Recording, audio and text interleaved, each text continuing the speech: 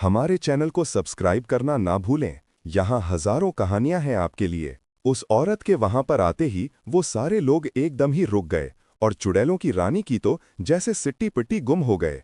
और उसने उसकी तरफ देखते हुए कहा, महामाया, आप यहाँ क्या कर रहे हैं? हमें नहीं लगता आपके यहाँ पर किसी ने भी बुलाया होगा। और तुम्हें क्या लगता है मैं किसी के भी बुलाने से कहीं पर आता हूँ? आगे बढ़ते हुए चेहरे पर एक तिरछी मुस्कुराहट के साथ उस औरत ने कहा। उसकी आंखें एकदम चमकते हुए नीले रंग की थी, बिल्कुल उसी तरह जैसे कि उन चुड़ैलों की रानी की थी। लेकिन उसके चेहरे पर एक अलग ही तेज था और वो देखने में उन चुड़ैलों जैसी बिल्कुल भी नहीं लग रही थी। वो उन सब से अलग थी। हाँ, लेकिन हम सब के बीच जो समझौता हुआ था उसे हिसाब से चुड़ैलों के काम में कोई भी और शक्ति दखल नहीं देगी और सब अपने अपने काम से ही काम रखेंगे।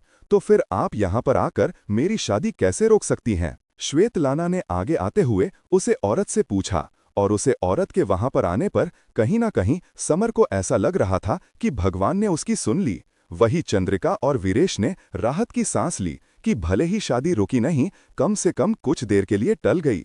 और इस बीच वीरेश खुद को आजाद करने की पूरी कोशिश कर रहा है। हमें समझाने के बारे में याद मत दिलाओ, वो समझौता हमारे सामने ही बना था और हमने भी उसके लिए हामी भरी थी, तभी वो अंतिम परिणाम आए थे। नहीं तो आज भी सारी शक्तियां आपस में ही लड़ रही होती। उसे औरत ने चेहरे पर एकदम गंभीर भाव के साथ श्वेतलाना की तरफ देखते हुए कहा, बचा लीजिए, हमें बचा लीजिए, हमें ये शादी नहीं करनी। समर ने तुरंत ही उसे औरत के सामने गिड़गिड़ाकर रोते हुए कहा, क्योंकि उसे ऐसा लग रहा है जैसे कि वो उसे बचा सकती है और इस शादी को रोक सकती है। और कहीं ना कहीं सफर को वो चुड़ैलों की रानी से ज्यादा ताकतवर भी लग रही है। इसके अलावा वह है कौन, इस बारे में तो उसे कुछ भी पता नहीं है। और हम तुम्हें भला क्यों बचाएं? हम तो सिर्फ चेतावनी देने आए हैं। अगर फिर भी इन चुड़ैलों ने अपने मन का किया तो इन्हें परिणाम भुगतने होंगे। हमारे लिए तो अच्छा ही है। ऊपर से नीचे तक समर को देखते हुए उसे औरत ने ये बात कही और ये बोलते हुए उसके चेहरे पर एक तिरछी मुस्कुराहट। आगे समर को उसकी मुस्कुराहट का मतलब समझ नहीं आया, लेकिन फिर वो जिस तरह से वहां पर आई थी एकदम उसी तरह अचानक से ही गायब हो गए। लेकिन उसकी बात सुनकर श्वेतलाना और बाकी सारी चुड़ैल एकदम परेशान हो गए। उन सभी के चेहरे पर एक अलग से भाव नजर आने लगे। और तभी उसे खास सेविका चुड़ैल ने आगे जाकर श्वेतलाना से कहा, रानी सा, अब हम क्या करेंगे? क्या हमें महामाया के खिलाफ जाना चाहिए? हम किसी के भी खिलाफ नहीं जा रहे हैं, हम सिर्फ वो कर रहे हैं जिससे हमारी शक्तियां बढ़े और हमें फायदा हो। आप अगर इससे किसी को तकलीफ है तो हम हर किसी के बारे में तो नहीं सोच सकते ना? तुरंत ही अपनी सेविका की बात का जवाब देते हुए श्वेतलाना ने कहा। और फिर इतना बोलकर उसने समर की तरफ देखा और उसके चेहरे पर वही शैतानी मुस्कुराहट आगे जो कि अभी कुछ देर पहले तक थी। उसे शायद उसे औरत की बातों से इतना फर्क नहीं पड़ा जिससे कि समर और बाकी चंद्रिका वीरेश को उम्मीदें जगी थी। लेकिन वीरेश ने अब तक अपनी शक्तियों का उपयोग करके अपने हाथ को खोल लिया है और वह एकदम सही समय का इंतजार कर रहा है। चंद्रिका को इस बारे में नहीं पता है। चलो शादी की तैयारी शुरू करो, मैं आज और अभी इसी मुहूर्त में शादी करके रहूंगी। श्वेतलाना का समर पर दिल आ गया है और वह किसी भी कीमत पर उसे छोड़ना नहीं चाहता, फिर इसके लिए चाहे बाद में उसे जो भी कीमत चुकानी पड़े। उसने समर की तरफ एक नजर देखा, उसकी हालत बहुत ही खराब लग रही थी। वो एकदम डरा घबराया हुआ था। उसके चेहरे पर सूखे हुए खून के निशान थे, उसके बाल एकदम बिगड़े हुए थे और उसके कपड़ों पर भी उसी तरह खून और धूल मिट्टी के दाग थे। वो दिखने में बहुत ही गंदा सा लग रहा था। श्वेतलाना ने उसकी तरफ देखा और कहा, तुम कहीं से भी मेरे दूल्हे तो नहीं लग रहे और बिल्कुल भी वैसे नहीं लग रहे जैसे मैं तुम्हें यहाँ पर लेकर आई थी।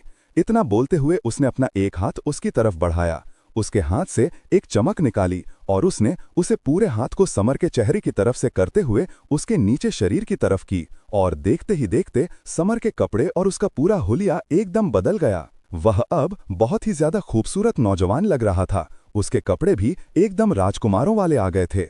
ऐसे कपड़े तो वो राजमहल में भी नहीं पहना। उससे भी ज्यादा सुंदर कपड़े इस वक्त उसके शरीर पर थे और साथ ही चेहरे से वो सारे दाग भी एकदम गायब हो गए थे।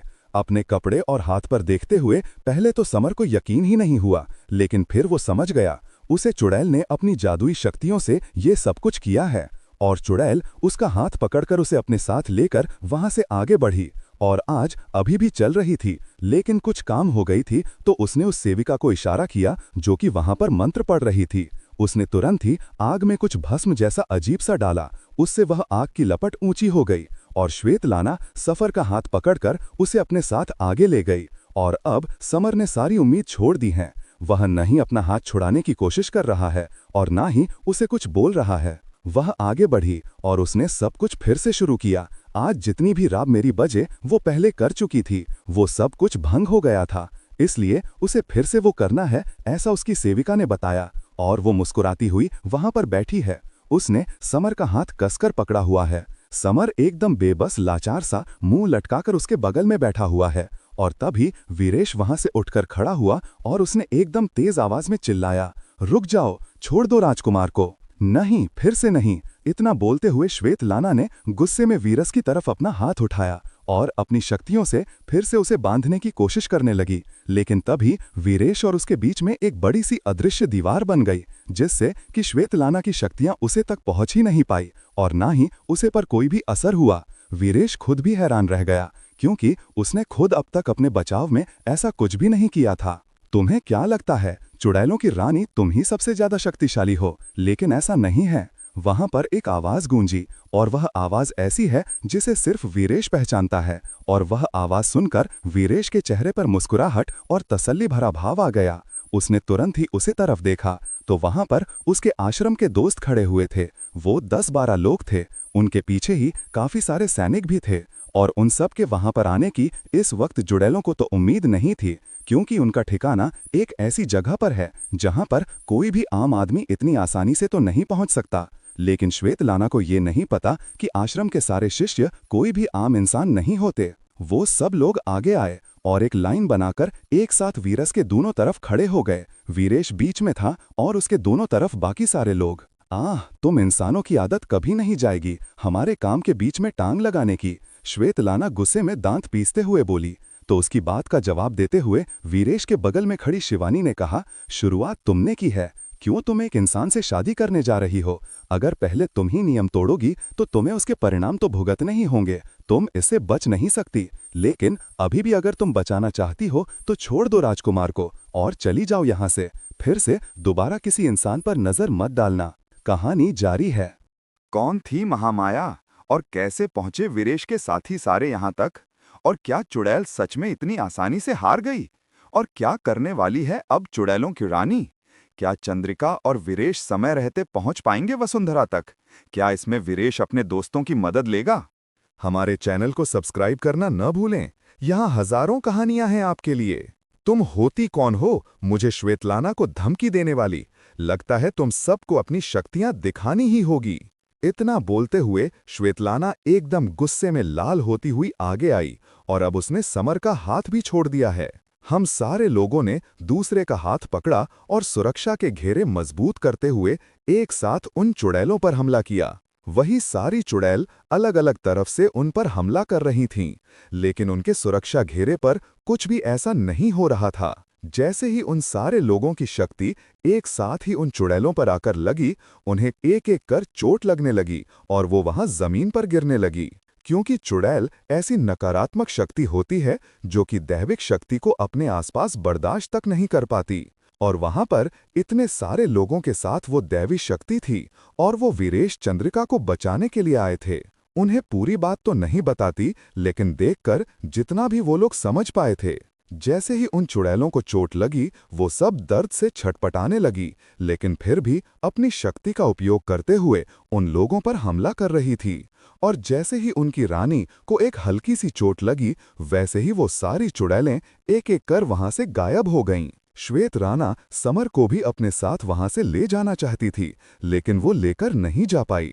वहां से गायब होने से पहले उसने गुस्से में उन सारे लोगों की तरफ देखा। उन सारे लोगों ने उसकी शादी और उसकी सारी योजना पर पानी फेर दिया। जो कुछ भी अब तक चुड़ैलों की रानी ने सोचा था, अब वो नहीं हो पाएगा। इसके लिए उसने मन ही मन उन लोगों से बदला लेने की ठान ली। उन चुड़ैलों के वहां से गायब होते ही वीरेश और उसके बाकी सारे साथियों ने राहत की सांस ली और एक दूसरे की तरफ देखा। वीरेश के मन में बहुत सारे सवाल चल रहे थे, लेकिन उसे पता भी किसी भी सवाल करने का कोई वक्त नहीं है। इसलिए वो सब एक साथ ही वहां से बाहर निकाला। वीरेश ने कहा, मुझे यहाँ से बाहर निकलने का रास्ता पता है, सब मेरे साथ आओ।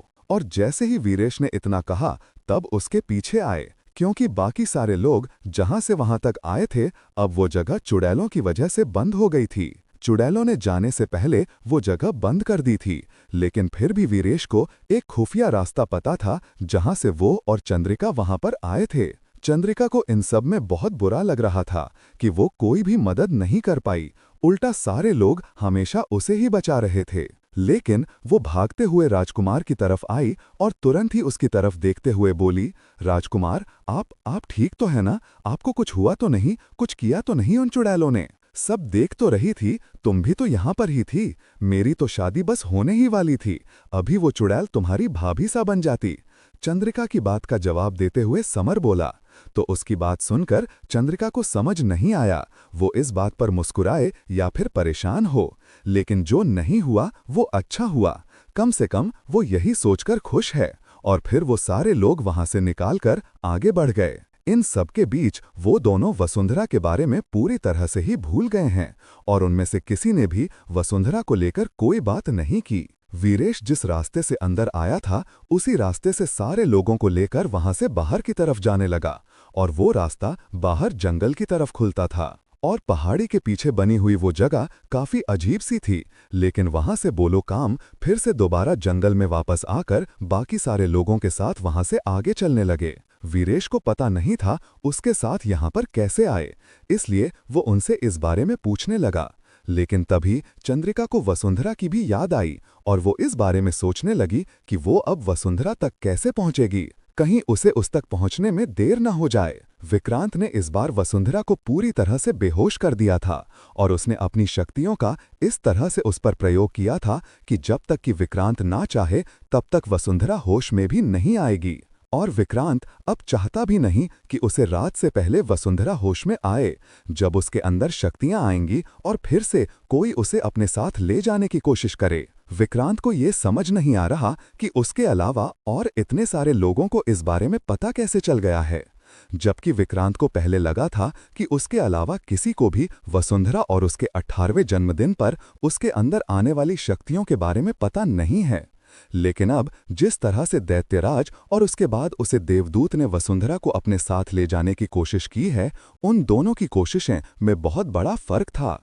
लेकिन असल में चाहते वो दोनों भी वसुंधरा की शक्तियां ही हैं, जिस तरह से विक्रांत चाहता है। लेकिन विक्रांत अपने आगे किसी को भी जीतने नहीं दे सकता और विक्रांत वसुंधरा को महल से यहां तक लेकर आया है, क्योंकि जब तक वो महल में थी महात्मा के सुरक्षा चेहरे में, तब तक उनमें से किसी की भी हिम्मत नहीं हुई उसके नजदीक जाने की।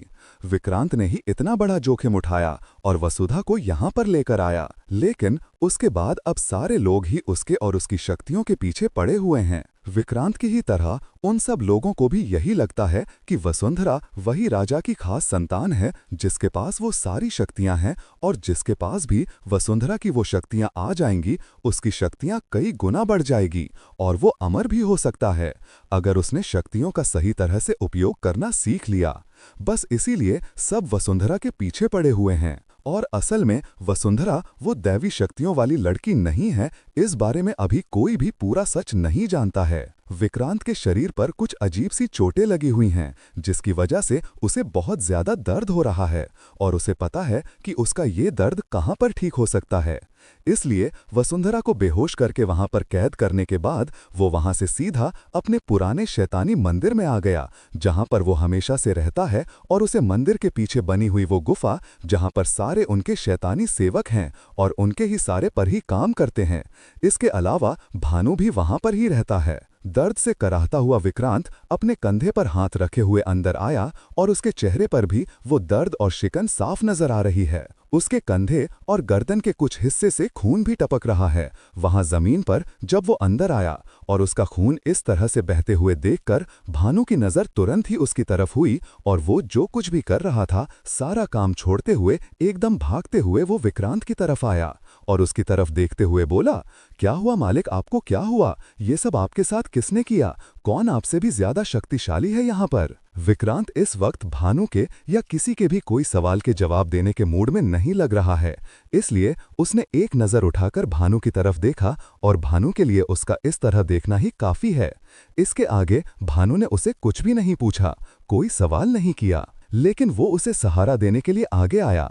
लेकिन विक्रांत को बिल्कुल भी पसंद नहीं है को कोई इस तरह से उसे सहारा दे और उसे कमजोर महसूस हो। हाँ, उसे अभी कुछ हल्की सी चोटें लगी हुई थी, लेकिन इसका मतलब ये नहीं कि वो कमजोर है। कुछ नहीं हुआ है मुझे, जाओ यहाँ से और सिर्फ वो लेकर आओ जिससे मैं ठीक हो जाता हूँ। विक्रांत ने बिना कोई नाम लिए भानु से सिर्फ इतना कहा और भानु उसकी बात समझ गया। वो तुरंत ही वहां से एक तरफ गया और एक मिट्टी का प्याला लेकर आया। उस प्याले में जो कुछ भी था वो नजर नहीं आ रहा, क्योंकि भानु ने उसे अपने हाथ से बंद करके पकड़ा हुआ है। और फिर वो विक्रांत की तरफ आए। विक्रांत जब तक अपने पत्थर के उसे बड़े से सिंहासन पर जाकर बैठ गया था। कहानी जारी है।